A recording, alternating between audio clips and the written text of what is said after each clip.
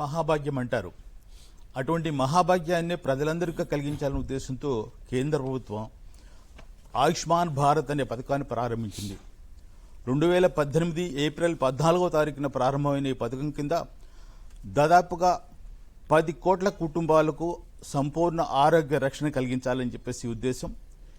50 కోట్ల మంది ప్రజలు లబ్ధిదారులుగా ఉంటారని చెప్పి అంచనా వేస్తున్నారు. దీనికి సంబంధించి ఈ పథకానికి సంబంధించి వినూత్నమైన ఈ పథకానికి సంబంధించి మనం మరిన్ని చర్చా కార్యక్రమంలో తెలుసుకుందాము. ఈ చర్చా కార్యక్రమంలో పాల్గొనడానికి ప్రముఖ మానసిక వైద్యులు డాక్టర్ ఇండ్లరామ్ సుబ్బారెడ్డి గారు ఇచ్చేశారు. నమస్కారం అండి. అట్లాగే తెలుగుదేశం పార్టీ సీనియర్ నాయకులు నగర ప్రముఖులు కొణిజేటి రమేష్ గారు ఇచ్చేశారు. వీరికి స్వాగతం పలుకుతున్నాం. డాక్టర్ గారు చెప్పండి, ఈ పథకానికి సంబంధించి ఏదైతే ఆయుష్మాన్ భారత్ పథకం ఉన్నదో దానికి సంబంధించి ఇప్పుడున్నటువంటి హాస్పిటల్కి సంబంధించి కూడా మెరుగైన సదుపాయాలు అందిస్తూ ప్రజలందరికీ ఈ సదుపాయం కల్పించాలని భారత ప్రభుత్వాన్ని మనం ఏ విధంగా మనం చూడాలి? రమయ్య గారు, ఇది చాలా ముఖ్యమైన విషయం అండి. ఎందుకంటే ప్రతి మనిషి మనం ఆలోచిస్తే సమాజంలో ముందు తిండి, ఉండేదానికి ఇళ్ళు, తర్వాత విద్య, తర్వాత వైద్యం, ఈ 4 చాలా అవసరం. సరే, తిండి, ఇల్లు ఇవన్నీ చాలా వరకు గవర్నమెంట్ అన్ని చేస్తూ ఉంది. విద్య ఒక స్టేజ్ వరకే, అంటే ఒక వయసు వరకు 25-30 ఏళ్ళు వచ్చిన వరకే విద్య అవసరం కూడా ఉండదు. కానీ ప్రతి మనిషి గర్భస్థంలో ఉన్నప్పటి నుంచి చివరి దశ అంటే మరణించే వరకు కూడా అవసరమైంది వైద్యం. కాబట్టి ఈ వైద్యానికి సంబంధించి ఒకప్పుడు ఎలా ఉండేదంటే, ఒక 2 దశాబ్దాల కిందటి వరకు పేదవాళ్ళకి ఏదైనా ఒక గుండె జబ్బు కానీ, క్యాన్సర్ కానీ, కిడ్నీ సమస్య కానీ, మెదడుకు సంబంధించి ఏదైనా వస్తే పాపం వాళ్ళు పెద్ద పెద్ద ఖర్చు పెట్టి ఒక గుండె ఆపరేషన్ చేయాలంటే 4-5 లక్షలు ఖర్చు అయ్యేది. అలాగే కిడ్నీ ఆపరేషన్ కానీ, క్యాన్సర్కు చాలా ఖర్చు అయ్యేది. కాబట్టి పేదవాళ్ళు ఏం చేసేవాళ్ళంటే ఇంకా తమ కర్మ ఇంతే అని చెప్పేసి వదిలేసేవాళ్ళు. పాపం లేదా అప్పులు సప్పులు చేసి రోడ్డు పాలయ్యేవాళ్ళు, లేదా దాన్ని వదిలేసి త్వరగా చనిపోవడం ఇవన్నీ జరుగుతుండేది. కానీ ఇటీవల గత 2 దశాబ్దాల్లో వచ్చిన మార్పు ఏంటంటే, మన భారతదేశంలో ముఖ్యంగా ఈ కేంద్ర ప్రభుత్వం ప్రవేశపెట్టిన ఈ ఆయుష్మాన్ భారత్ అనేది గతంలో కూడా మన 2 తెలుగు రాష్ట్రాల్లో కూడా ఆరోగ్యశ్రీ పథకం కింద జరుగుతుంది. దాన్ని మరింత వినూత్నంగా, మరింత విస్తృతంగా మన ప్రధానమంత్రి గారు ప్రవేశపెట్టిన ఆయుష్మాన్ భారత్ చాలా మంచి సంక్షేమ కార్యక్రమం చెప్పాలి. మీరంటగా దీనివల్ల దాదాపు 40-40% ఆఫ్ ది పాపులేషన్ దీనిలో కవర్ అవుతున్నారు. అలాగే ముఖ్యంగా పేదవాళ్లకు అలాగే 50 కోట్ల మంది పైగా దీనికి లబ్ధి పొందుతున్నారు. దాదాపు 1200 కోట్ల బడ్జెట్ను కూడా దీనికి ప్రవేశపెట్టారు. దీనివల్ల ఏమిటంటే, ఇంతకుముందులాగా కేవలం గవర్నమెంట్ హాస్పిటల్స్కి వెళ్ళి చేసుకోవడమే కాకుండా ప్రైవేట్ హాస్పిటల్స్, కార్పొరేట్ హాస్పిటల్స్లో మంచి వైద్యం అందుతుందనేది చాలామంది మనం నమ్ముతూ ఉంటాం. అలాంటి చోటికి ఇంతకుముందు పేదవాడు ఎలా అంటే వానికి అయ్యేది కాదు. ఇప్పుడు అలా కాదు. కార్పొరేట్ ఆసుపత్రికైనా వెళ్ళొచ్చు, ఎయిమ్స్ లాంటి పెద్ద పెద్ద గవర్నమెంట్ హాస్పిటల్కైనా వెళ్ళొచ్చు, జిప్మరు, నిమ్హాన్స్ లాంటి చోటుకి వెళ్ళొచ్చు, లేదా మనకున్న పెద్ద పెద్ద మన రాష్ట్రాల్లో ఉన్న అపోలో హాస్పిటల్ కానీ, లేదా పెద్ద ప్రైవేట్ హాస్పిటల్స్, కార్పొరేట్ మనీ ఇలాంటి వాటికి వెళ్ళినా కానీ అక్కడ కూడా ఈ ఆయుష్మాన్ భారత్ కార్డు అనేది కనుక ఉంటే వాళ్లకు ఒక పైసా ఖర్చు లేకుండా, క్యాష్లెస్, అది కూడా వాళ్ళు ముందు డబ్బులు కట్టాల్సిన అవసరం లేకుండా వాళ్ళకి ఎలాంటి చికిత్స, ఆపరేషన్, గుండె ఆపరేషన్ కానీ, కిడ్నీ ట్రాన్స్ప్లాంట్ ఇలాంటివి ఏమైనా చేసుకునేదానికి అవకాశం. దీనివల్ల ఏంటంటే ముఖ్యంగా పేద ప్రజలకు చాలా అవసరం, ఇది చాలా ఉపయోగపడుతుంది. ఇంకొక ముఖ్యమైన విషయం, ఇటీవల మన ప్రధానమంత్రి గారు ప్రవేశపెట్టింది 70 ఏళ్ళు పైబడిన వాళ్లకు, వాళ్ళు irrespective of their financial status, అంటే వాళ్ళు ఇంతకుముందు బీదవాళ్ళకని ఒక ఉండేది, కానీ ఇప్పుడు 70 ఏళ్ళు దాటిన వాళ్ళకు ఎలాంటి వాళ్ళ ఆర్థిక స్తోమతను బట్టి కాకుండా, వాళ్ళ ఫైనాన్షియల్ స్టేటస్ బట్టి కాకుండా వాళ్ళు కూడా ఎవరైనా ఈ స్కీమ్ ద్వారా ఉచితమైన వైద్యం ఎక్కడైనా పొందవచ్చు అనేది కూడా దీంట్లో ఒక ముఖ్య ఉద్దేశం. కాబట్టి ఇలాంటి వినూత్నమైన ఎన్నో మంచి సంక్షేమ పథకాలున్న ఈ పథకం చాలా అత్యుత్తమైనదిగా నేను భావిస్తున్నాను. ఆయుష్మాన్ భారత్ పథకాన్ని విస్తృతం చేశారు. ఇందాక డాక్టర్ గారు చెప్పినట్టుగా 70 సంవత్సరాలు దాటిన వాళ్ళందరికీ కూడా ఇర్రెస్పెక్టివ్ ఆఫ్ ది వాళ్ళ ఆదాయంతో సంబంధం లేకుండా వైద్య సదుపాయం పొందవచ్చు. అంటే దీన్ని విస్తృతపరిచి ఏం చేశారంటే, దీనికి ప్రధానమంత్రి జన ఆరోగ్య యోజన అనే పథకం పేరుతో ఈ విస్తృతం చేశారు. దీనికి సంబంధించి అదే విస్తృతం చేశారు. కేవలం పాత హాస్పిటల్లోనే కొత్త సెంటర్స్ ఏమైనా ఏర్పాటు చేశారు. దీనికి సంబంధించిన ఈ కొత్త సెంటర్ల ఏర్పాటుకి సంబంధించిన సమాచారం ఏదైనా ఉందంటారా? మన దేశంలో ఉన్నటువంటి కేంద్ర ప్రభుత్వం నడుస్తున్నటువంటి పథకాలలో అతి ప్రాధాన్యత కలిగిన పథకం, ప్రజలకి చాలా ఉపయోగపడే పథకం ఈ ఆయుష్మాన్ భారత్. మొదట్లో దీనికి మోదీ ఆరోగ్యం అని అట్లా పెట్టారు, కానీ ఆయుష్మాన్ భారత్ అని మోదీ కేర్ అంటారండి. మోదీ కేర్ అని పెట్టారు. దాని ముద్దు పేరు అనమాట. యాక్చువల్గా ఆయుష్మాన్ భారతే దాన్ని ప్రజలు దృష్టిలో పెట్టుకుని చేసేది కూడా దాన్ని మోదీ కేర్ అని చెప్పేసి అనేవాళ్ళు. దానికి సంబంధించి ఈ ఇప్పుడు మన దేశంలో 140 కోట్ల పైచిలుకున్నటువంటి జనాభా కలిగిన దేశంలో ఒక 3 to 4% ట్యాక్స్ పేయర్స్, అంటే ఒక 3 to 4% అబవ్ లెవెల్లో ఉన్నవాళ్ళు. మిగతా జనాభా సంఖ్య అంతా బిలో లెవెల్లో ఉన్నవాళ్లే. ఆదాయానికి కనీసం ట్యాక్స్ కూడా కట్టట్లేదంటే మినిమం ఆదాయం కూడా లేని వాళ్ళే ఉన్నారు. కాబట్టి వాళ్ళ గురించి ఆలోచించడానికి అనేక రకాలు, ఇప్పుడు అన్ని అవసరాలు అవసరమే. దాంట్లో ప్రధానంగా మన కుటుంబంలో ఏదైతే ప్రధానంగా భావిస్తామో కేంద్ర ప్రభుత్వం కూడా దీన్ని ఆ రకంగానే భావించి దీన్ని 2018 నుంచి మొదలు పెట్టుకుంటూ 2024లో దీని ప్రాధాన్యత, దీని రెస్పాన్సు, దీనికి గ్రాస్ రూట్ లెవెల్లోకి చేరేదాన్ని వాళ్ళు గ్రహించి ఏ బీమా సంస్థలైనా సరే, ఎన్నో ఇన్సూరెన్స్ కంపెనీలు ఉన్నాయి కానీ వాళ్ళందరూ 60 ఏళ్ళు దాటితే అసలు బీమానే చేసుకోవట్ల, క్లెయిమే ఎవరు. కాబట్టి వీళ్ళ గురించి ఆలోచించటం కోసం ఈ కేంద్ర ప్రభుత్వం ఈ పథకాన్ని పెట్టడం, ఇందులో 70 సంవత్సరాల వయసు పైబడిన వాళ్ళందరినీ కూడా ఇందులో ఇన్క్లూడ్ చేసి పెట్టడం చాలా హర్షణీయం, చాలా ఉపయోగపడుతుంది. దీనికి ప్రభుత్వానికి కూడా మంచి పేరు వస్తుంది.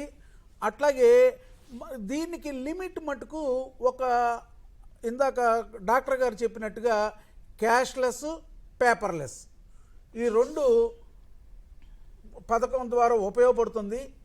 5 లక్షల రూపాయలే ప్రస్తుతానికి దీనికి ఉన్న లిమిట్ ఉంది. ఏడాదికి 5 లక్షల రూపాయల వరకు ఒక వైద్య మనిషికి సదుపాయాలు కుటుంబంలో వైద్య సదుపాయాలు.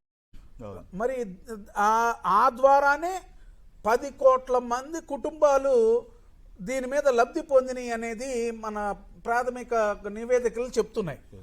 కాబట్టి దీన్ని ఇంకా ముందుకు తీసుకెళ్ళటానికి ఇంకా కొద్దిగా ఎక్సర్సైజ్ కావాలి. అన్నిటికీ ప్రధానమైంది డబ్బు కావాలిగా. ఏ పని చేయాలన్నా ల్యాండ్ కావాలి, డబ్బు కావాలి. అభివృద్ధి అంటే ఆ అభివృద్ధి చెందాలి అంటే అవసరమైంది ల్యాండ్, డబ్బులు. కాబట్టి ల్యాండ్ అంటే కొత్త హాస్పిటల్స్ కట్టాలి, మళ్ళీ దానికి బడ్జెట్, దానికి చాలా ప్రణాళికలు. ఇందులో నీతి ఆయోగ్ కూడా సిఫార్సు చేసింది ప్రాధాన్యంగా దీనికి ప్రాధాన్యత ఇవ్వమని. కాబట్టి ప్రభుత్వం ఏం చేసింది, కొంత గవర్నమెంట్ హాస్పిటల్స్, ఎయిమ్స్ లాంటి హాస్పిటల్స్ని దీన్ని అటాచ్ చేస్తూ సుమారు భారతదేశం మొత్తం మీద ఒక 28,000 పైచిలకు హాస్పిటల్స్ని దీనికి అటాచ్ చేస్తూ హాస్పిటల్ అంటే వెల్నెస్ సెంటర్స్ లాంటివన్నీ కూడా సెంటర్స్ కూడా ఏర్పాటు చేస్తున్నారు. హాస్పిటల్స్ కూడా ఇప్పుడు ఒక హాస్పిటల్ ఉంది, రమేష్ హాస్పిటల్ ఎగ్జాంపుల్ తీసుకుంటాం. అది ఓన్లీ కార్డియాక్ సంబంధించిన హాస్పిటల్. ఇతనికి మరి దానికి ఇంక్లూడ్ అయ్యి ఉంటుంది. ఇంకో హాస్పిటల్, క్యాన్సర్ హాస్పిటల్ ఇంక్లూడ్ అయ్యి ఉండదు. అట్లాగా అన్ని రకాలు ఇందులో యాడ్ అవ్వాలి. కాబట్టి దీన్ని ఇంకా హాస్పిటల్స్ పెంచాల్సిన అవసరం ఉంది. ముఖ్యంగా గ్రామీణ ప్రజలు, మున్సిపాలిటీల్లో, గ్రామాల్లో, పంచాయతీల్లో, తండాల్లో ఉండే వాళ్ళకి ఎక్కువగా అవసరాలు ఉంటాయి. కాబట్టి ఒక్కొక్క మండలానికి సెకండ్ ఫేజ్లో మండలానికి ఒక హాస్పిటల్ చొప్పున కూడా తీసుకుంటూ, కార్పొరేట్ హాస్పిటల్స్ తీసుకుంటూ ఉండాలని యోచనలో కేంద్ర ప్రభుత్వం ఉంది. డాక్టర్ గారు ఇక్కడ చిన్న విషయం చెప్పదలుచుకోండి. ఏంటంటే దీంట్లో ఒక వ్యక్తికి కాదు, ఒక కుటుంబానికి 5 లక్షలు అన్నారు. ఇప్పుడు ఏంటైతే ఒకప్పుడు మనం కుటుంబ నియంత్రణ మొన్నటి వరకు అమల్లో ఉండేది. దానివల్ల అంటే ఒక ఫ్యామిలీలో భర్త, భార్య, ఒకడు కానీ ఇద్దరు కానీ పిల్లలు ఉండేవాళ్ళు. కానీ ఇప్పుడు మన కొత్త కాన్సెప్ట్ ఏంటి, మన గవర్నమెంట్స్ అన్ని కూడా ముఖ్యంగా దక్షిణ రాష్ట్రాల్లో జనాభాను పెంచుకోండి అంటున్నారు. అంటే భవిష్యత్తులో భార్యాభర్తలు ఇద్దరు పిల్లలు కాకుండా 4-5 పిల్లలు కూడా వచ్చే అవకాశం ఉంటుంది. అలాంటప్పుడు ఇంతమంది కుటుంబం పెరిగిన తర్వాత మనం చెప్పిన 5 లక్షలు అనేది సరిపోకపోవచ్చు, ఆ లిమిట్. దాన్ని అంటే కుటుంబానికి 5 లక్షలు కాకుండా దాన్ని ఒక ఇండివిజువల్ లెవెల్లో కూడా ఏదైనా తీసుకొచ్చి చేస్తే వచ్చే భవిష్యత్ అవసరాల దృష్ట్యా కూడా కుటుంబానికి ఎక్కువగా మనం కవర్ చేసిన వాళ్ళు అవుతాం. కాబట్టి 5 లక్షలే అంటే మాత్రం అది ఒక్కొక్కసారి, ఎందుకంటే పోను కాస్ట్లు పెరుగుతున్నాయి, ఛార్జీలు పెరుగుతున్నాయి. కాబట్టి దాన్ని లిమిట్ పెంచితే బాగుంటుంది. కుటుంబం అని కాకుండా ఒక ఇండివిజువల్కు అనేదిగా పెట్టగలిగితే ఇంకా ఈ పథకానికి మరింత మనం దాన్ని తీసుకొచ్చిన వాళ్ళం అవుతామని చెప్పేసి నా అభిప్రాయం. డాక్టర్ ఇందాక మీరు చెప్పినట్టుగానే ఇప్పుడు మనకి కార్పొరేట్ హాస్పిటల్లో కూడా దీనికి సంబంధించిన సదుపాయం ఇస్తున్నారు.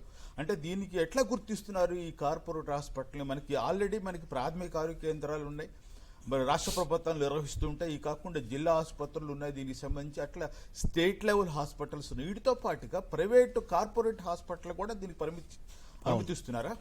అవునండి. అంటే సామాన్యంగా చూడండి, కామన్ మ్యాన్ దృష్టిలో ఎలా ఉంటుందంటే గవర్నమెంట్ హాస్పిటల్ కంటే ఎక్కడైనా కార్పొరేట్ హాస్పిటల్లో చాలా బాగుంటుంది అనేది ఒక సైకలాజికల్ ఫీలింగ్. నిజంగా చెప్పండి, ఎయిమ్స్ లాంటివి చాలా పెద్ద పెద్ద గవర్నమెంట్ హాస్పిటల్స్ మనకు వచ్చాయి. అలాంటి చోట్ల కార్పొరేట్ హాస్పిటల్కు ధీటుగా సేవలు అందిస్తున్నారు ఇప్పుడు. కానీ ఎయిమ్స్ లాంటివి అన్ని చోట్ల ఉండవు కదా. ఇప్పుడు మన రాష్ట్రంలో ఒక చోట ఉంది, అలాగే ఒక్కొక్క రాష్ట్రంలో ఒక్కొక్క ఎయిమ్స్ ఉంది. కాబట్టి దూరంగా ఉన్న వాళ్ళందరికీ పాపం వెళ్ళాలంటే డిస్ట్రిక్ట్ హాస్పిటల్ కానీ లేదా మెడికల్ కాలేజ్, ఇప్పుడు గవర్నమెంట్ మెడికల్ కాలేజీకి అనుబంధంగా ఒక ఎయిమ్స్ లాంటి హాస్పిటల్ ఉంటుంది.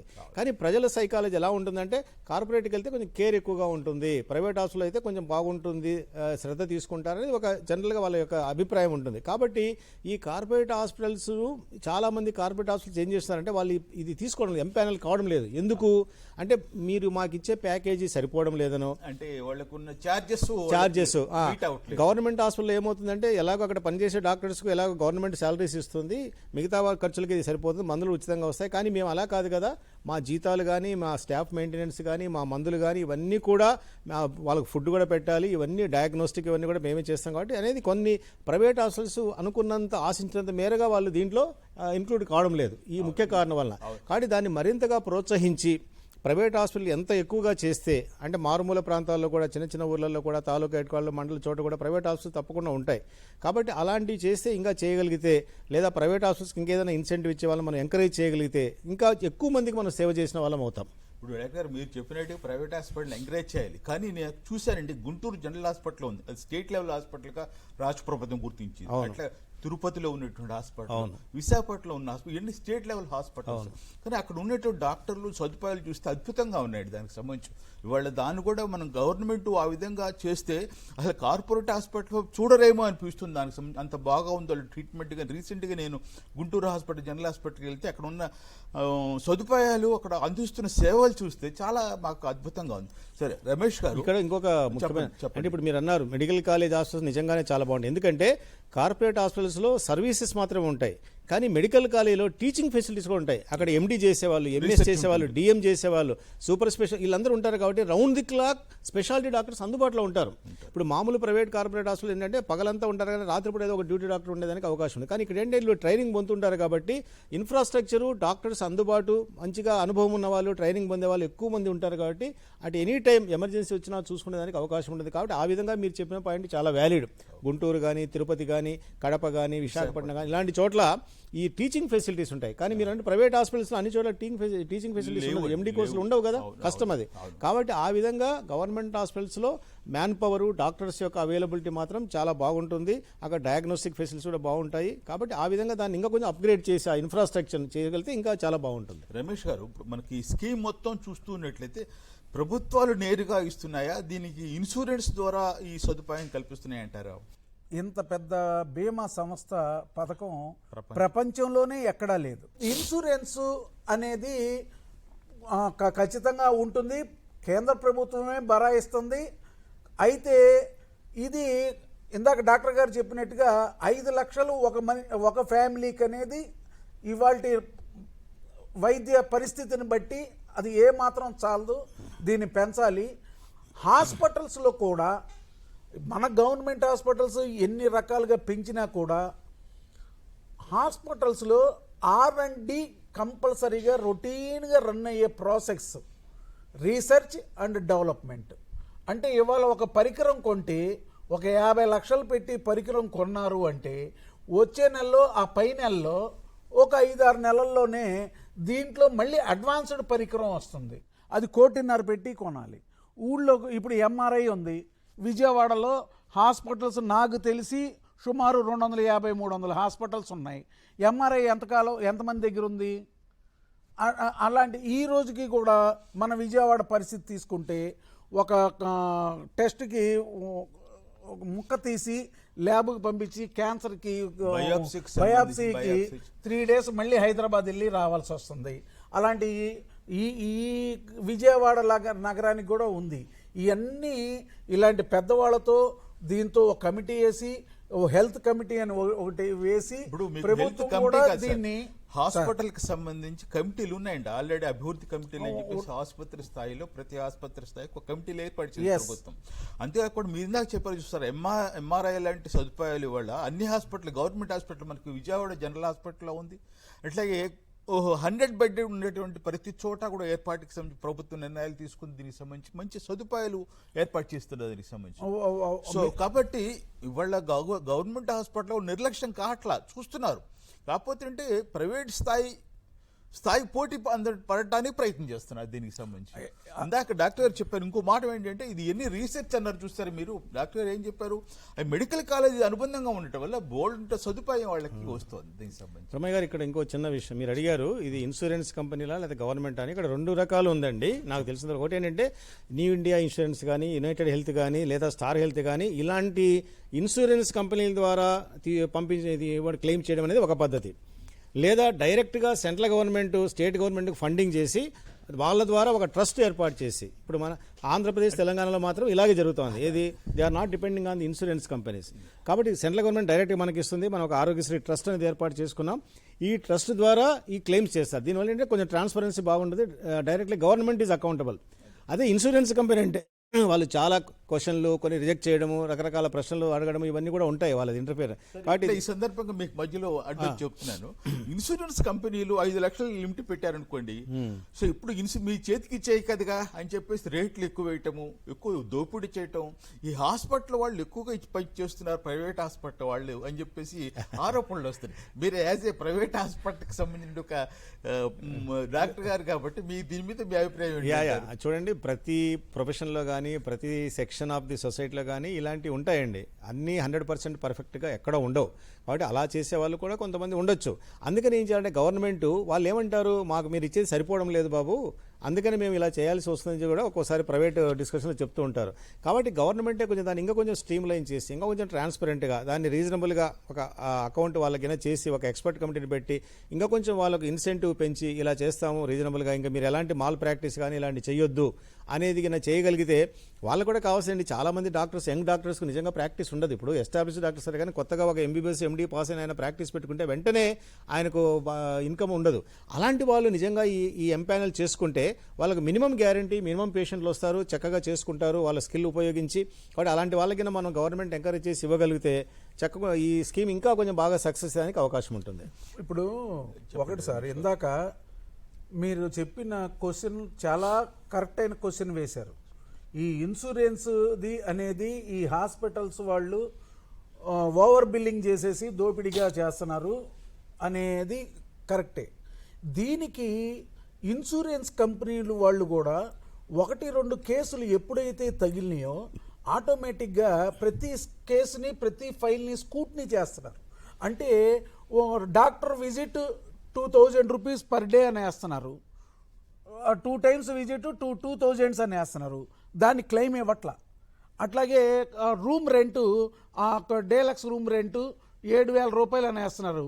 గవర్నమెంట్ ఏం చేసింది, ఇన్సూరెన్స్ కంపెనీలు ఈ పరిధి ఓన్లీ 3,500కి కట్ ఆఫ్ పెట్టుకున్నారు. కొన్ని కేసులు ఎప్పుడైతే ఇది బయటపడుద్దో ఆటోమేటిక్గా ఆ వెలికిలోకి వచ్చి వాళ్ళు, మనం రీఎంబర్స్మెంట్ పెట్టుకుంటే 5 లక్షలకి పెట్టుకుంటే 4 లక్షలే ఇస్తున్నాడు, 4 లక్షలే శాంక్షన్ అయిందండి అంటున్నారు, వాళ్ళే ఇస్తున్నారు. ఒక డాక్టర్ గారు చెప్పినట్టు కొంత పర్సంటేజ్ అనేది ఏ విషయంలో అయినా ఉంటుంది. అది మోతాదు పెంచకుండా ప్రజలకు ప్రమాదం కాకుండా ఉండాలనేది తాపత్రయం. మనం అందరూ కష్టపడి పనిచేసేది. ఇంకో 10 మందికి ఉపయోగపడుద్ది, ఒక 10 రూపాయలు ఇందులో మిగిలితే ఇంకొక ఇద్దరికి, ఇంకొక వెల్ఫేర్కో దేనికో దానికి ఉపయోగపడుద్ది అనే ఆలోచనతో మనం చేసుకుంటాం. డాక్టర్, యాక్చువల్గా ఈ ప్యానల్ హాస్పిటల్ అంటున్నారు. అంటే ఈ ప్యానల్ హాస్పిటల్ అంటే ఇప్పుడు ఈ కార్డు ఉన్న వాళ్ళు ఏ హాస్పిటల్కైనా వెళ్ళడానికి వీల్లేదా? అంటే ప్రభుత్వం గుర్తించిన వాటికే వెళ్ళాలంటారా? అంతేనండి. నాకు తెలిసిన వరకు ఏంటంటే ఈ ఒక 14 డిజిట్ కార్డు ఇస్తారు. దీంట్లో డిజిటల్ దాంట్లో ఒక 14 డిజిట్స్ ఉంటాయి. వాళ్ళ ఒకవేళ ఆ కార్డు లేదా ఈవెన్ ఆధార్ కార్డు కూడా ఉపయోగించుకోవచ్చు. ప్రతి ఒక్కరు కూడా అంటే చాలా మంది అడుగుతూ ఉంటారు, అంటే దీంట్లో కార్డు తీసుకున్న వాళ్ళకి సేవలు వస్తాయని. మామూలుగా కార్డు తీసుకోవాలంటే మనకు జబ్బు లేనప్పుడు మనం ఏమనుకుంటాం, ఎందుకులే అవసరం లేదనుకుంటా. కానీ కార్డు తీసి రెడీగా పెట్టుకుంటే మన ఆధార్ కార్డు లాగా ఈ 14 డిజిట్ కార్డు మనం ఎప్పుడైనా చేసుకోవచ్చు. ఒకవేళ కార్డు లేదనుకోండి, సడన్గా ఏదైనా ఎమర్జెన్సీగా హార్ట్ అటాక్ ఏదో వచ్చింది, అలాంటప్పుడు వాళ్ళు ఒకవేళ వెళ్ళినా దే షుడ్ యాక్సెప్ట్. ఏది గవర్నమెంట్ కానీ ప్రైవేట్ హాస్పిటల్ యాక్సెప్ట్ చేసి వాళ్ళ ఆధార్ కార్డు చూపిస్తే చాలు, ముందు దాన్ని ఎంటర్ చేసుకొని తర్వాత మిగతా ప్రొసీజర్ చేస్తారు. కాబట్టి ఈ కార్డు అనేది తీసుకోవడం అనేది చాలా అవసరము. అలాగే ప్రైవేట్ హాస్పిటల్స్ కాదు, ఏ హాస్పిటల్కైనా వెళ్ళొచ్చు, అయితే దాంట్లో ఉండాలి. గవర్నమెంట్ హాస్పిటల్స్ ఎవరు కూడా రిజెక్ట్ చేస్తానికి వీల్లేదు. భారతదేశంలో ఏ గవర్నమెంట్ హాస్పిటల్ కూడా ఈ స్కీమ్ కి రిజెక్ట్ చేయాలి. కానీ ప్రైవేట్ హాస్పిటల్స్ మాత్రము దాంట్లో ఎంపానల్ అయిన వాటికి మాత్రమే ఈ గుర్తింపు వస్తుంది. కాబట్టి చాలా ప్రైవేట్ హాస్పిటల్స్ ఇంకా ఎంపానల్ కాలే. ఎందుకు కారణం ఇంతమంది చెప్పాను, చాలా మందికి ఇది ఇంకా వాళ్ళకు అట్రాక్టివ్గా లేదు ఈ స్కీమ్. అందుకని దీంట్లో ఎవరైతే ఉన్నారో అది కనుక్కొని వాళ్ళు వెళ్లాల్సి ఉంటుంది. దీనికి ప్రతి చోట కూడా ఒక ఆరోగ్య మిత్ర లాగా, అలాగే ఆయుష్మాన్ మిత్ర అని ఒకటి ఉంటాడు, లేదా ఒక హెల్ప్ లైన్ నెంబర్ ఇచ్చారు 14555 అని. మనకు తెలియదు అనుకోండి, ఏమి తెలియదు, 14555 అనే మన దానికి డైల్ చేస్తే హెల్ప్ లైన్ వాళ్ళు డీటెయిల్స్ చెప్తారు. మీ ఏరియాలో ఎక్కడ ఉంది, ఏంటి హాస్పిటల్ ఉంది, ఎక్కడికి పోవచ్చు, ఏం చేయాలి అనేది కూడా కామన్ మ్యాన్కు, ఇల్లిటరేట్ పీపుల్కు వాళ్ళ నంబర్కి డైల్ చేస్తే కూడా ఆ వివరాలను చెప్తారు. దాన్ని బట్టి వాళ్ళు ప్రొసీడ్ అయ్యేదానికి అవకాశం ఉంది. నెట్లో కూడా వస్తున్నాయి సార్, నెట్లో కూడా వచ్చేసి ఆయుష్మాన్ భారత్ ప్యానల్ హాస్పిటల్ ఏమిటి అని చెప్పేసి కొడితే మనకి లిస్ట్ వస్తుంది. మన ప్రాంతంలో ఏమేమి ఉన్నాయి, ఎక్కడ ఏ హాస్పిటల్కి మనం వెళ్ళొచ్చు, ఏ హాస్పిటల్ ఎటువంటి సదుపాయాలు ఉన్నాయని కూడా దాంట్లో ప్యానల్కి సంబంధించి, అంటే ఇందాక రమేష్ గారు చెప్పినట్టుగా క్యాన్సర్ కి సంబంధించి ఏ హాస్పిటల్ ఎం ప్యానెల్లో ఉంది, లేదు లివర్ ప్రాబ్లం వస్తే ఏ ప్యానెల్లో ఉంది, ఇటువంటి అంశాలని కూడా ఉన్నాయి. రమేష్ గారు, ఇప్పుడు డిజిటల్ మిషన్ అని చెప్పేసి కూడా దీనికి అనుబంధంగా పనిచేస్తుంది. అంటే ఇందాక 14 నంబర్లతో కూడినటువంటి ఒక డిజిటల్ ఐడి ఇస్తున్నారని చెప్పేసి, ఈ డిజిటల్ మిషన్ వల్ల రోగికి సంబంధించిన చరిత్ర కూడా దాంట్లో ఉంటుందంటారా? ఉంటుందండి. ఇది 14 నెంబర్స్తో ఉన్నటువంటి లింక్తో ఉంది. ఇది మీకు ఆధార్కి లింక్ అయ్యి ఉంటుంది. దీన్ని మనం పోర్టల్లోకి వెళ్ళి ఓపెన్ చేస్తే ఈ యొక్క మిషన్ మీద ఇది మనది దాంట్లో రిజిస్టర్ అవుతుంది, మనకు కార్డ్ ఇష్యూ అవుతుంది. ఆ కార్డ్ ఇష్యూ మీద మనం ఎక్కడన్నా మనకి నచ్చిన హాస్పిటల్కే వెళ్ళాం, దానికి రీఎంబర్స్మెంట్ కూడా ఉంది, రీఎంబర్స్మెంట్ సదుపాయం కూడా ఉంది. ఇది ప్రతిదీ ఇప్పుడు మీరు చెప్పింది రీఎంబర్స్మెంట్ అనేది ప్రైవేట్ ఇన్సూరెన్స్ కి మాత్రమే వర్తిస్తుంది అనుకుంటా. యాక్చువల్గా ఈ కార్డులో ఉన్న వాటికి సంబంధించి వర్తించదని చెప్పేసి అంటున్నారు. దీనికి సంబంధించి ఇప్పుడు రీఎంబర్స్మెంట్ అంటే యాక్చువల్గా ప్రైవేట్ వ్యక్తులు తీసుకుంటారు అనుకోండి, వాళ్ళకు సంబంధించి అంటే ఇప్పుడు ఇందులో లింక్ అయ్యి ఉన్న లేని హాస్పిటల్కి మనం వెళ్ళాము, లేని అసలు మనకు వచ్చిన రోగానికి లేనే లేదు, అప్పుడు ప్యానెల్లో లేకపోతే వాళ్ళు చేరిపోయిన తర్వాత ఆధార్ కార్డు వాళ్ళ లిస్ట్ లో ఉంటే పర్వాలేదండి. అది వాళ్ళు ఏం చేస్తున్నారంటే మాకు సంబంధం లేదు అంటున్నారు హాస్పిటల్ వాళ్ళు. చేరిన తర్వాత స్థానిక శాసనసభ్యుడో పార్లమెంట్ సభ్యుడి ద్వారా మనం మళ్ళీ రీఎంబర్స్మెంట్ కి వేరే ప్రభుత్వం నుంచి ప్రత్యేక సీఎం అదే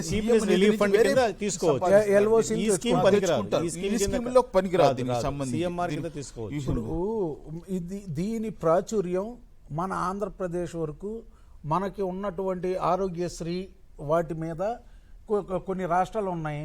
అస్సాము, మిజోరాం, నాగాలాండ్, మణిపూర్, బీహారు, ఛత్తీస్గఢ్, జార్ఖండ్, అక్కడ ఆరోగ్యశ్రీ లేదు. అక్కడ ప్రభుత్వంలో ఆ రాష్ట్ర ప్రభుత్వాలు అక్కడ లేవు. ఈ మధ్య మనకి 2004, 2005లో నుంచి మనకి ఎప్పుడైతే ఏర్పడిందో ఈ 2014, 2015 నుంచే మిగతా రాష్ట్రాల్లో కొన్ని రాష్ట్రాల్లో కొంతవరకు ఇంప్లిమెంటేషన్ తీసుకొచ్చారు. రమేష్ గారు, మీకు తెలియదేం కాదు, ఈ పథకాన్ని రాష్ట్ర ప్రభుత్వాలు యాక్సెప్ట్ చేయాలండి అమలు చేయడానికి. దీనికి సంబంధించి మనకి భారతదేశంలో అన్ని రాష్ట్రాలు ఎక్సెప్ట్ వెస్ట్ బెంగాల్, పశ్చిమ బెంగాల్ అమలు చేయట్లేదు. మిగతా అన్ని రాష్ట్రాలు యాక్సెప్ట్ చేస్తే వాళ్ళకి చూస్తారు. అంటే రాష్ట్ర ప్రభుత్వాలకు సంబంధించిన పథకాన్ని కేంద్ర ప్రభుత్వం అనుసంధానం చేసి వాళ్ళు దీన్ని కొనసాగిస్తున్నారు. దీనికి సంబంధించి సో డాక్టర్, ఈ సందర్భంగా మిమ్మల్ని ఒకటి అడగాలి. యాక్చువల్గా వైద్యం ఎంతో, వైద్య నిర్ధారణ కూడా అంతే అవసరం మనకి. వాళ్ళు ప్రధానంగా అంటే వైద్య నిర్ధారణ చేయడానికి సంబంధించిన పరీక్షలకు సంబంధించిన పరికరాలన్నీ కూడా హాస్పిటల్స్ లో ఉన్నాయా? వాళ్ళ ఈ దీనికి సంబంధించి ఏ పరీక్షలకు సంబంధించి మనకి ప్రభుత్వాలు ఆమోదిస్తున్నాయి? దీనికి సంబంధించి దాని ముందర మీరు ఇంతకుముందు అడిగారు ఈ డిజిటల్ కార్డు ఏంటి పరిస్థితి అని చెప్పేసి. మనం చాలా మంది మన జాతక చరిత్రలు ఇవన్నీ రాయిస్తూ ఉంటారు. అలాగే ఈ డిజిటల్ కార్డు అనేది కూడా ఒకసారి కంప్యూటర్లో నిక్షిప్తం చేస్తే రోగి చరిత్ర కానీ, దానికి సంబంధించిన బ్లడ్ టెస్టులు కానీ, ఈసీజీ కానీ అన్ని కూడా ఒకసారి ఉంటే ఇంకా అతను చివరి దశ వరకు కూడా అతను ఇండియాలో ఎక్కడికి పోయినా కానీ ఆ నంబర్ కొడితే మొత్తం అతని జాతక చరిత్ర వచ్చినట్టు మొత్తం అతని చరిత్ర, రోగి చరిత్ర అంతా వస్తుంది. కాబట్టి ప్రతిసారి మళ్ళీ అదే బ్లడ్ టెస్ట్ చేయాలి. ఇంతకుముందు గుండె పరీక్ష ఎలా ఉండేది, కిడ్నీ ఎలా ఉండేది, ఇప్పుడు ఎలా ఉంది అనే కంపారిజన్కు ఒకవేళ చాలా మంది రోగులు ఫైల్స్, పేపర్లు ఎక్కడో పడేసుకుంటారు త్వరగా. కానీ ఒకసారి ఈ కార్డు ద్వారా నిక్షిప్తం అయితే మాత్రం అతను ఉన్నంత వరకు కూడా ఎక్కడికి పోయినా కానీ ఆ నంబర్ కొడితే వచ్చేస్తుంది. కాబట్టి డిజిటల్ హెల్త్ మిషన్ వల్ల వచ్చిన ఒక పెద్ద అడ్వాంటేజ్ అడ్వాంటేజ్ అది. అవునండి. ఇతను పోగొట్టుకున్న ఏ డాక్టర్కైనా క్షణాల్లో దాన్ని రివైవ్ చేసుకునే అవకాశం ఉంది. అవును. రెండోది మీరు ఇప్పుడు అడుగుతున్నారు ఏది ఈ ఇన్ఫ్రాస్ట్రక్చర్ కి సంబంధించి. ఇన్ఫ్రాస్ట్రక్చర్కి సంబంధించింది ముఖ్యంగా ఈ డయాగ్నోస్టిక్ టెస్టులు. అవునండి. ఈ మామూలుగా కామన్ డయాగ్నోస్టిక్లు చాలా చోట్ల ఉంటాయి, కానీ మెయిన్గా మనం అనుకుంటే సిటీ స్కాన్ కానీ, ఎంఆర్ఐ కానీ, బయాప్సీలు కానీ, లేకపోతే ఇలాంటి అధునాతనమైన పరీక్షలు చాలా వస్తున్నాయి. ఇవి అన్ని చోట్ల లేవు. గవర్నమెంట్ హాస్పిటల్స్లో మాత్రం ఇప్పుడిప్పుడే అప్గ్రేడ్ చేస్తున్నారు. ఇంతకుముందు రమేష్ గారు అందుకు చెప్పినట్టు కూడా, లేదా మీరు చెప్పినట్టు కూడా. కాబట్టి ఈ ఇన్ఫ్రాస్ట్రక్చర్ పెంచేదానికి సపరేట్గా ఈ డిజిటల్ ఇన్ఫ్రాస్ట్రక్చర్, అదే ఇన్ఫ్రాస్ట్రక్చర్ అనేది కూడా ఒక కాన్సెప్ట్. దీంట్లో ఈ 4 కాంపోనెంట్స్లో ప్రధానమంత్రి ఈ ఆయుష్మాన్ భారత్లో ఒక ముఖ్యమైన కాంపోనెంట్ అంటే ఇన్ఫ్రాస్ట్రక్చర్ను పెంచడం. ఇన్ఫ్రాస్ట్రక్చర్ అంటే ఏంటి? ఈ ఎక్విప్మెంటు, మిషనరీ, అలాగే హ్యూమన్ రిసోర్సెస్. ఒకప్పుడు మన డాక్టర్లు చాలా తక్కువగా ఉన్నారు. ఇప్పటికి కూడా పోల్చుకుంటే మనకు మెడికల్ కాలేజ్ చాలా వస్తుంది. అందరూ అబ్బాయి ఇన్ని మెడికల్ కాలేజీలు వస్తున్నాయి అనుకున్నారు, కానీ ఇప్పటికి కూడా ఈ డాక్టర్లు రూరల్ ఏరియాస్లో చాలా తక్కువ మంది ఉంటున్నారు. అందరూ సిటీస్లో, టౌన్స్లో అలా ఉంటున్నారు. కాబట్టి హ్యూమన్ రిసోర్సెస్ డాక్టర్స్ని పెంచడము, డయాగ్నోస్టిక్ ఫెసిలిటీస్ పెంచడము, లేదా ఈ టెలిరేడియాలజీ. ఇప్పుడు ఇంతకుముందు మనకు ఒక స్కాన్ తీస్తే ఆ రిపోర్ట్ ఇచ్చేదానికి డాక్టర్ అక్కడ ఉండకపోవచ్చు, కానీ దాన్ని కంప్యూటర్లో పంపిస్తే ఎక్కడో హైదరాబాద్లో, ఢిల్లీలో ఉన్న ఎక్స్పర్ట్ దాన్ని చూసి నిమిషాల్లో దాని రిపోర్ట్ చెప్పొచ్చు. కాబట్టి ఇలాంటి ఇన్ఫ్రాస్ట్రక్చర్ ఇప్పుడు వస్తుంది. కాబట్టి మన డాక్టర్ ఎదురుగా లేకపోయినా చేసుకోవచ్చు. అలాగే డిజిటల్ టెలికన్సల్టేషన్ ఇంతకుముందు లేదు. ఇప్పుడు ఈ ప్రైమరీ హెల్త్ సెంటర్లో, చిన్న ప్రాథమిక ఆరోగ్య కేంద్రంలో, ఊయూరులో అలాంటి చోట ఉన్నాడు అనుకోండి, ఒక మామూలు ఎంబీబీఎస్ డాక్టర్ ఎవరో ఉంటారు. ఒకవేళ అతనికి వెంటనే హార్ట్కి సంబంధించింది అనుకోండి, టెలికన్సల్టేషన్ చేసి దానికి సంబంధించిన డాక్టర్తో మాట్లాడి ఆ ఇన్వెస్టిగేషన్ రిపోర్ట్స్ చెప్పేసి ఇలా ఉంది అంటే వెంటనే ఆయన ఏదో పలానా ఇంజెక్షన్ ఇవ్వండి, పలానా ట్యాబ్లెట్ ఇవ్వండి, ఇలా చేయండి ముందు ఎమర్జెన్సీగా అని. ఈ టెలికన్సల్టేషన్ ముఖ్యంగా కోవిడ్ వచ్చిన తర్వాత మనకు వచ్చిన కోవిడ్ వల్ల చాలా నష్టాలు జరిగాయి, కానీ ఒక సమాజానికి, దేశానికి ఒక లాభం ఏంటంటే టెలికన్సల్టేషన్. ఇప్పుడు చాలామంది పేషెంట్లు మా దగ్గర కూడా వచ్చేవాళ్ళు కూడా ఎక్కడెక్కడి నుంచో రాకుండా వాళ్ళకి ఛార్జీలు మిగులుతాయి. ప్రతిసారి రావడానికి ఎక్కడో అనంతపూర్ నుంచి విజయవాడ రావాలన్నా వాళ్ళకి ఒక రోజు పని మిగులుతుంది. తర్వాత ఇక్కడ వచ్చి గంటలు వెయిట్ చేయడం కాకుండా ఒక టైం తీసుకొని ఆ టైం ప్రకారం డాక్టర్కు కన్సల్టేషన్ చేస్తే ఒక 5-10 నిమిషాల్లో మాట్లాడతాడు, ప్రిస్క్రిప్షన్ రాసి వాట్సాప్లో దేంట్లో పంపిస్తారు, వాళ్ళ మందులు తీసుకోవచ్చు.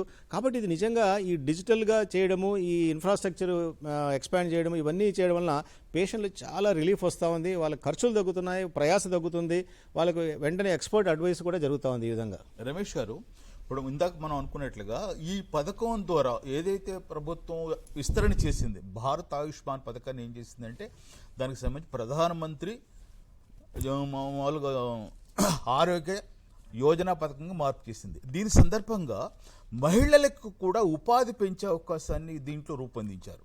మీకు దీనికి సంబంధించిన అవగాహన ఉందా? చాలా మంది మహిళలకు కొత్త ఉపాధి లభిస్తుంది దీనికి సంబంధించి. ఇప్పుడు ఏదన్నా ఒక పని మొదలు పెడితే ఆ పనికి కొంతమంది ఇన్వాల్వ్ అయితే కానీ ఆ పని అవ్వదు. మరి వాళ్ళందరికీ ఎంప్లాయ్మెంట్ వచ్చినట్టేగా ఒక రకంగా. ఇండియా మొత్తం మీద ఇన్ని 100 కోట్ల రూపాయలు ఖర్చు పెడుతూ 28,000 హాస్పిటల్స్ని అనుసంధానం చేసుకుంటూ ఇంత పెద్ద కార్డు, ఇంత పెద్ద స్ట్రక్చరు, ఇంత పెద్ద లింకప్ చేయటానికి దీనికి అంతటికీ ఎంత ఇన్ఫ్రాస్ట్రక్చర్ ఉంటే ఇదంతా ఇంప్లిమెంటేషన్లోకి వస్తుంది, అదంతా కూడా ఉపాధి కిందే వస్తుంది. డెఫినెట్గా ఇది ఆడవాళ్ళకి ఎక్కువ ఇదంతా కూర్చొని చేసే పని, అంతా కంప్యూటర్లో కూర్చొని చేసే పని కాబట్టి కొన్ని వేల మందికి ఉపాధి కూడా వస్తుంది కూడా. దీన్ని రాబోయే 5 సంవత్సరాలు 10 సంవత్సరాలు పీరియడ్లో తీసుకుంటే ఇది పూర్తి స్థాయిలో డాక్టర్ గారు చెప్పినట్టు దీని మోతాదు పెంచినా కూడా ఇంకా చేరవలసిన వాళ్ళందరూ కూడా ఎంతమందిని చేర్చాలో, దేశం మొత్తం మీద ఎన్ని కోట్ల మందిని ఇంకా చేర్చాలో అది కూడా చేస్తే ఇంకా కొద్దిగా పెరుగుతుంది కూడా. ఇప్పుడు డాక్టర్, ఇప్పటి వరకు దాదాపు 80 కోట్ల కార్డులు నమోదైనట్లుగా మనకు రికార్డు చెబుతున్నది. దీనికి సంబంధించి అంటే ఈ 80 కోట్ల మందికి సంబంధించి అన్ని రకాల వైద్యాలు సదుపాయాలు ఉన్నాయి. ఉదాహరణకి మీరు సైకియాట్రిస్టు, సో మానసిక వైద్యానికి సంబంధించి కూడా ఈ కార్డు కింద మనం ప్రయోజనం పొందవచ్చా? చాలా ముఖ్యమైన విషయం అడిగారు బ్రహ్మయ్య గారు. నేను మీరు అడగకపోయిన చెప్పదలుచుకొని మీరు అడిగారు, చాలా సంతోషం. ఏంటంటే ఉన్న శారీరక జబ్బులకు ఉన్నంత విలువ కానీ, లేదా దానికి ఉన్న ఒక రెస్పెక్ట్ కానీ సమాజంలో మానసిక వ్యాధి లేదు. మానసిక వ్యాధులు అంటేనే కొంచెం భయము, ఒక రకమైన స్టిగ్మా, అమ్మో అక్కడికి వెళ్తే మెంటల్ అనుకోండి, ఇవన్నీ ఉండడం వల్ల ఈవెన్ ఈ ఆయుష్మాన్ భారత్లో కానీ, ఆరోగ్యశ్రీలో కానీ మానసిక వ్యాధులకు చాలా లో ప్రయారిటీ కింద ఉన్నింది ఒకప్పుడు. కానీ ఇప్పుడిప్పుడే ప్రధానమంత్రి ప్రవేశపెట్టిన ఆయుష్మాన్ భారత్లో మానసిక వ్యాధులు కూడా ఇంక్లూడ్ చేశారు. ఇంతవరకు లేదు. మెయిన్ ఇంతకుముందు కూడా నేను చాలాసార్లు ప్రయత్నం చేశాను మన స్టేట్ గవర్నమెంట్. వాళ్ళు అనేది ఏంటంటే ఇప్పుడు క్యాన్సర్ ఉందనుకోండి, హార్ట్ అటాక్ ఉందనుకోండి, ఎక్స్రేలోనే స్కానింగ్లో తీసి చూపించవచ్చు. ఒక వ్యక్తికి మానసిక వ్యాధి ఉండేది మీ స్కానింగ్లో కనబడుతుందా? కనపడదు, బ్లడ్ టెస్ట్ లో కనపడుతుందా, కనపడదు. కాబట్టి ఒక ఆబ్జెక్టివ్ టెస్ట్ లేకుండా నిర్ధారణ ఎలా చేయాలి, చాలా మంది ఫాల్స్ క్లెయిమ్ చేయొచ్చు. రెండవది, ఒకసారి ఆపరేషన్ ఏదైనా ఉందనుకోండి, గుండె ఆపరేషన్ ఒకసారితో అయిపోతుంది, మీది అలా కాదు కదా, మందులు వాడుతూనే ఉంటారు అలా కొద్ది సంవత్సరాల పాటు కూడా. కాబట్టి ఎంతకాలం మేము చేయాలి అని ఇలాంటి దీనివల్ల ఈ మానసిక వ్యాధులను పక్కన పెట్టేశారు. కానీ ఇప్పుడు ప్రధానమంత్రి గారు ఏం చేశారు, చాలా ముఖ్యమైన వ్యాధులను చాలా వాటిని దీంట్లో ఇంక్లూడ్ చేశారు. ఇప్పుడు మానసిక వ్యాధులు చేశారు. అయితే ఇక్కడ వచ్చిన చిన్న సమస్య ఏంటంటే దాన్ని 50,000 కంటే ఎక్కువ ఇవ్వడంలే మన గవర్నమెంట్స్, మన ప్రభుత్వాలు. అంటే ఏంటి, 10 రోజులు అడ్మిషన్ ఉండాలి, 50,000 ఏంటి, ఫుడ్, అకామిడేషను, మెడిసిన్, డాక్టర్ గారి ఫీజు అన్నీ కలుపుకొని 50,000 వాళ్ళు ఎక్కువైనా కానీ వాళ్ళకి అనే అది ఒక్కటి ఇక్కడ పెద్ద మైనస్ పాయింట్. ఇది మనకిన తీసేయగలిగితే మనం నిజంగా మానసిక వ్యాధులు ఉన్న వాళ్ళు చాలా మంది బాధపడుతున్నారు, ఎంతో మంది ముఖ్యంగా బీదవాళ్ళు, వాళ్ళందరికీ చాలా సహాయం చేసిన వాళ్ళం అవుతాం. అన్ని రోగాలకి మూలం మానసిక స్థితి అని చెప్పి అంటున్నారు కదా సార్. యాక్చువల్గా చాలా వ్యాధులు మానసిక స్థితిని స్టార్ట్. ఇంకొక పాయింట్ కూడా ఇక్కడ చెప్పాలి బ్రహ్మయ్య గారు, దీంట్లో ఏంటంటే ఎక్స్క్లూజన్ కొన్ని ఉన్నాయి, ఎలాంటి వ్యాధులకు దీంట్లో స్థానం లేదనే దాంట్లో. ఒకటి ఏంటి, ఇన్ఫెర్టిలిటీ, సంతాన సాఫల్యం పొందే వాళ్ళకు IVF ఇలాంటి వాటికి దీంట్లో చోటు లేదు. అలాగే కాస్మెటిక్, అంటే ముక్కు బాగాలేదు, కన్ను బాగాలేదు, లేకపోతే నాకు బాల్డ్ హెడ్ ఉంది, హెయిర్ ట్రాన్స్ప్లాంట్, హెయిర్ రిమూవ్ చేసుకోవాలి, ఇలాంటి కాస్మెటిక్ దానికి స్థానం లేదు, ఎందుకంటే అవి జబ్బులు కాదు, మీరు కాస్మెటిక్ అని. అలాగే దాంట్లో ఇంకోటి వాళ్ళు ఏం పెట్టారు, ఈ ఆల్కహాల్ డ్రగ్స్కి అలవాటు పడిన వాళ్ళకు కూడా ఏమంటే వానికి డబ్బులు ఎక్కువైనానో లేకపోతే కానీ వాడికి అతి ఎక్కువ వాడు తాగుతున్నారు. డి అడిక్షన్ సెంటర్స్ ఉన్నాయి, కానీ డి అడిక్షన్ సెంటర్లు అన్ని చోట్ల లేవు, దేశంలో అన్ని చోట్ల. ఇప్పుడు మన రాష్ట్ర ప్రభుత్వంలో మాత్రం ప్రతి మెడికల్ కాలేజీలో పెట్టారు. ఇక్కడ ఏమవుతుందంటే, ఒకటి మనం ముఖ్యంగా గమనించాల్సింది ఏంటంటే, ఆల్కహాల్ డ్రగ్ అడిక్షన్ అనేది ఒక కేవలం ఏదో ఒక వ్యసనమో లేకపోతే వాడికి ఏదో ఎక్కువ ఎలా తాగుతాడో కాదు, ఇది కూడా WHO ఇది ఒక జబ్బు, ఇది ఒక ఆరోగ్య సమస్యగా గుర్తించింది ఎప్పుడు.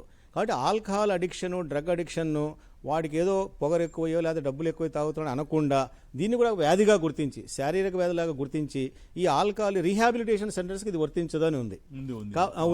అలాగే డి అడిక్షన్ సెంటర్స్కు ఇది వర్తించదు, కానీ గవర్నమెంట్ పెట్టిన డి అడిక్షన్ సెంటర్లో వాళ్ళు ట్రీట్మెంట్ చేసుకోవచ్చు.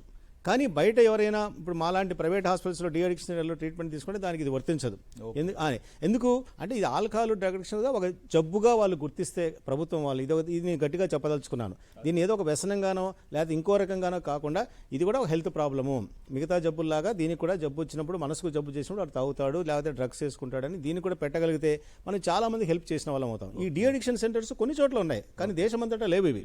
కాబట్టి ఇది కూడా ఒకటి ప్రభుత్వం దీనికి పైన చొరవ తీసుకుంటే ఇంకా చాలా మందికి మనం సహాయం చేసిన వాళ్ళం అవుతాం. ఇప్పుడు యాక్చువల్గా ఈ పథకం కింద ఏదైతే ఆయుష్మాన్ భారత్ కింద మందులు ఇవ్వటం అట్లాగే ఎన్ని కూడా కొనసాగుతున్నాయండి. యాక్చువల్గా ట్రీట్మెంట్ చేసిన తర్వాత దానికి మందులు ఇవ్వాలి కదా, మనకి మెడిసిన్ ఇవ్వాలి, దానికి సంబంధించి కూడా ఇస్తున్నారు. అందుకే కదా ఇప్పుడు 50,000 అనేది లిమిట్ ఏదైతే నేను చెప్పానో, వాళ్ళు వెళ్ళేటప్పుడు కూడా వాళ్ళకి మందులు ఇచ్చి పంపించాలి నెలకు 20 రోజులకు. కాబట్టి ఇవన్నీ కూడా ఆ ప్యాకేజీలో కొంతమంది సరిపోవడం లేదు అనేది చాలా ప్రైవేట్ హాస్పిటల్, అదే గవర్నమెంట్ హాస్పిటల్ కంటే ఇది వర్తించనుకోండి, వాళ్ళు ఇస్తారు ఉన్నంత వరకు బడ్జెట్లో చేస్తుంటారు. కానీ ప్రైవేట్ హాస్పిటల్కి ప్రాబ్లం ఏంటంటే మందులు కూడా వీళ్ళు ఇవ్వాలి, ఫుడ్ కూడా వీళ్ళు పెట్టాలి, ఇవన్నీ అందరికీ సాధ్యం కావడంలే. దానివల్ల కొంత ప్రైవేట్ హాస్పిటల్స్కి వెనకంజ వేస్తున్నాయి. యాక్చువల్గా ఈ యొక్క పథకాన్ని ఎట్లా మార్పు చేస్తే ప్రజలకు మరింత ఉపయోగంగా ఉందంటారు రమేష్ గారు? ఇప్పుడు ఈ యొక్క డిబేట్లో కొన్ని అంశాలు వచ్చినాయి, ఇందులో మనం అధిగమించాల్సినవి, వచ్చే ప్రాబ్లమ్స్, ఎన్ని వ్యాధులకి కవరేజ్ లేదు, ఎంత అమౌంట్, అలాంటివన్నీ ఇవన్నీ కూడా నేను ఒక రికార్డుగా రాసుకొని ఈ రాష్ట్ర ముఖ్యమంత్రి గారి దృష్టికి తీసుకుని వెళ్తాను. రాష్ట్ర ప్రభుత్వం తరఫున ఇందులో ఎంత పార్ట్ వరకు పార్టిసిపేట్ చేసి ప్రభుత్వం పరంగా కూడా ఉంటుందో అది కూడా దృష్టిలో పెట్టుకుంటాను అని కోరతాం పబ్లిక్ నుంచి. మీరు అడిగినట్టుగా ఈ ప్రశ్నకి ఇది ఆరంభం 2024 దీని మీద ఫోకస్డ్ గవర్నమెంట్ ఫోకస్ చేసి ఉంది.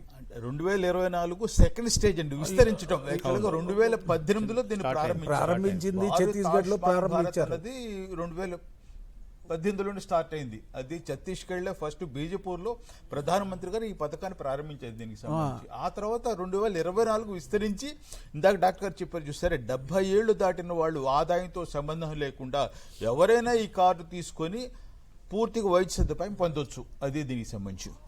అవును. కాబట్టి ఇది ఈ 2 సంవత్సరాలు ఇంత పెద్ద స్కీమ్కి, నేషనల్ వైడ్ ఉన్న స్కీమ్కి ఈ పీరియడ్ అంతా కూడా ఈ ఎక్సైజ్ పీరియడే. దీనికి ముగింపు పీరియడ్ ఏం లేదు, ఇంట్లో కొనసాగుతూనే ఉంటుంది. అంతే కదా, ఎప్పటికీ ఇంకా పెరుగుతూనే ఉంటుంది. దీని బడ్జెట్ పెంచాలి. రైల్వే బడ్జెట్ అంతా పెరగాలి. ఎందుకంటే ఆరోగ్యమే ముందు, మీరు ఎత్తుకోవటమే ఆరోగ్యమే మహాభాగ్యం అని ఎత్తుకున్నప్పుడు అవునండి. అది ఆరోగ్యం కోసమే కదా ఎంతమంది ఎంత కష్టపడి ఎంత చేసేది కూడా. రమయ్య గారు స్వాతంత్రం వచ్చినప్పటి నుంచి కూడా ఆరోగ్య రంగానికి ఇచ్చిన బడ్జెట్ చాలా తక్కువ. కానీ చాలా గర్వించదగ్గ మంచి విషయం ఏంటంటే ఇప్పుడు మోడీ గారి గవర్నమెంట్ వచ్చిన తర్వాత ఆరోగ్యాన్ని కూడా ఒక ముఖ్యమైన విషయంగా గుర్తించి బడ్జెట్ పెంచారు. లేకపోతే ఈ కొత్త ఇవన్నీ ఎలా వచ్చాయండి, ఒకటి లేవు కదా. కాబట్టి ఇంకా పెంచాలి. ఎందుకంటే నేను చెప్పిన ఇప్పుడు మనిషి పుట్టినప్పటి నుంచి గర్భం ఉన్నప్పటి నుంచి చనిపోయిన వరకు కూడా ఆరోగ్యమే కదా ముఖ్యం.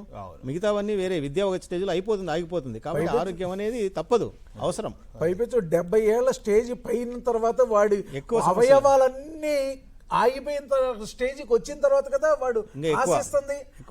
అప్పటి వరకు వాడి కష్టం అంతా అన్ని రకాల రూపాయల ట్యాక్సులు, ఇల్లు కట్టుకున్న ట్యాక్స్ కట్టాడు, రిజిస్ట్రేషన్ ఛార్జీలు కట్టాడు, సేల్ ట్యాక్స్లు కట్టాడు, ఇన్కమ్ ట్యాక్స్ కట్టాడు, అన్ని రకాల ట్యాక్సులు ప్రభుత్వానికి అండగా ఉన్నాడు కదా 70 సంవత్సరాలు. ఆ 70 సంవత్సరాల నుంచే కదా ఒక 5 ఏళ్ళు 10 ఏళ్ళు బతికినంతకాలం ప్రభుత్వం కూడా అంత చూడట్లేదుగా. వాడు రోగం వచ్చినప్పుడు కొంతవరకే అంటే అసలు 0 లెవెల్ నుంచి 5 lakhs లెవెల్ పర్ ఫ్యామిలీకి అనే స్టేజ్కి వచ్చాము. పర్ ఇండివిజువల్ గా 5 lakhs అనేది అది కూడా చిన్న ఫిగరే ఒక రకంగా. కానీ నెక్స్ట్ ఇయర్ కైనా మేము ఆశిస్తున్నాం 5 lakhs rupees పర్ ఇండివిజువల్ గా ఈ కేంద్ర ప్రభుత్వం నిర్ణయం తీసుకోవాలని. కుటుంబానికి కాకుండా వ్యక్తిగా ఉండాలి. డాక్టర్ గారు ఇట్ ఈస్ అన్ ఇండివిజువల్.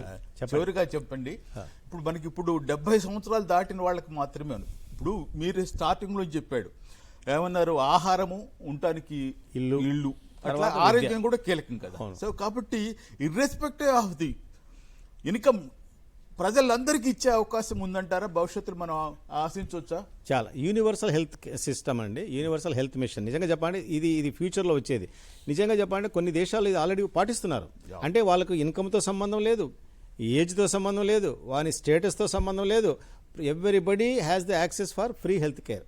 ఆ యూనివర్సల్ హెల్త్ కేర్ మిషన్ అనేది మన భవిష్యత్తు, నాకు తెలిసి మన ప్రధానమంత్రి గారి మనసులో అది ఉండే ఉంటుంది. కానీ ఇది స్టిల్ అంటే స్టెప్ బై స్టెప్ వస్తుంది. చెప్తాను, చంద్రబాబు నాయుడు గారు ఆంధ్రప్రదేశ్ లో ప్రకటించారు, మేము అందరికీ కూడా ఇచ్చే ఏర్పాటు చేస్తున్నాం, దానికి సంబంధించి మేము వర్కౌట్ చేస్తున్నాం అని చెప్పారు. అది వచ్చింది అనుకోండి, ఇంకా అసలు సమస్య ఏముంది? అసలు ఎవరు కూడా గుండెల మీద చేసుకుని హ్యాపీగా మనశ్శాంతిగా ధైర్యంగా, అంటే ఎలాంటి ఆపద వచ్చినా ఇప్పుడు మనం చూస్తున్నాం, పిల్లలు ఒక స్టేజ్ తర్వాత వెళ్ళిపోతారు, ముసలి తల్లిదండ్రులు ఇక్కడే ఉంటారు, వాళ్ళకి ఏదైనా వస్తే ఆదుకునే వాళ్ళు ఉండరు. గవర్నమెంట్ ఆ బాధ్యత తీసుకుని సోషల్ సెక్యూరిటీ కానీ సోషల్ ఇలాంటి తీసుకుంది అనుకోండి, వెంటనే తీసుకెళ్లి అడ్మిట్ చేస్తారు, చూసుకుంటారు. ఎవరు పట్టించుకోకపోయినా, పిల్లలు కానీ కుటుంబ సభ్యులు పట్టించుకోకపోయినా వాళ్ళకి ఆ రక్షణ అనేది ఉంటుంది. అలాంటిది మనం క్రియేట్ చేసి అదే వాళ్ళ ఆయుష్ పెంచడానికి ఉపయోగపడుతుంది. ఆ కాన్ఫిడెన్స్, ఆ self confidence, government is with us, వాళ్ళు చూసుకుంటారు అనేది ఉంటే ఆ యూనివర్సల్ హెల్త్ కేర్ మిషన్ అనేది భవిష్యత్తులో వస్తుందని నేను నమ్ముతున్నాను. ఇప్పటికి ఇంకా కొన్ని సంవత్సరాలకు, అంటే ఒకప్పటికి ఇప్పటికి మనం చూస్తే ఇండియాలో 50 ఏళ్ళు ఉండేది ఆయుష్, యావరేజ్ సగటు మనిషి బతికేది 50 ఏళ్ళు ఉండేది, ఇప్పుడు 75 సంవత్సరాలకు వచ్చింది. ఇప్పుడు సగటున 75 సంవత్సరాలు బతుకుతున్నారు మన భారతదేశంలో. అంటే 50 నుంచి స్వాతంత్రం వచ్చినప్పుడు 50 నుంచి ఇప్పుడు 75కి వచ్చాం. ప్రాబ్లీ ఇంకా కొన్ని సంవత్సరాల్లో 80కి 85కు అలా పెరిగేదానికి అవకాశం ఉంది. కాబట్టి ఈ మన క్వాలిటీ ఆఫ్ లైఫ్ పెరుగుతుంది, గవర్నమెంట్ ఇచ్చే ప్రోత్సాహాల వలన దీనివల్ల కూడా ఇంకా కొంచెం ఆయుష్ పెరుగుతుంది. అంటే కేవలం బ్రతకడమే కాదు, మనశ్శాంతిగా బతకాలి, ఆరోగ్యంగా బతకాలి, ఒకరిపైన బర్డన్ కాకుండా. The quality of life is very important. క్వాంటిటీతో పాటు క్వాలిటీ కూడా ఇంపార్టెంట్. ఆ క్వాలిటీ కోసం అటు గవర్నమెంట్లో కృషి చేస్తా అని చెప్పేసి నేను నమ్ముతున్నాను. ఇదండి ఆయుష్మాన్ భారత్కు సంబంధించి ప్రజల్లో అద్భుతమైన స్పందన కనిపిస్తుంది, అద్భుతమైన పథకంగా కూడా వర్ణిస్తున్నారు. అట్లాగే ఈ ఆయుష్మాన్ భారత్ను విస్తరించి యాక్చువల్గా జన ఆరోగ్య యోజన పథకంగా కూడా మార్చడాన్ని, 70 సంవత్సరాలు దాటిన వాళ్ళకు కూడా ఈ ఆరోగ్య సదుపాయం ఉచితంగా చేయటాన్ని వాళ్ళు ప్రజలందరూ కూడా ప్రభుత్వానికి అభినందనలు తెలియజేస్తున్నారు. దీన్ని మరింతగా విస్తరించాలని కూడా కోరుకుంటారు. నమస్కారం.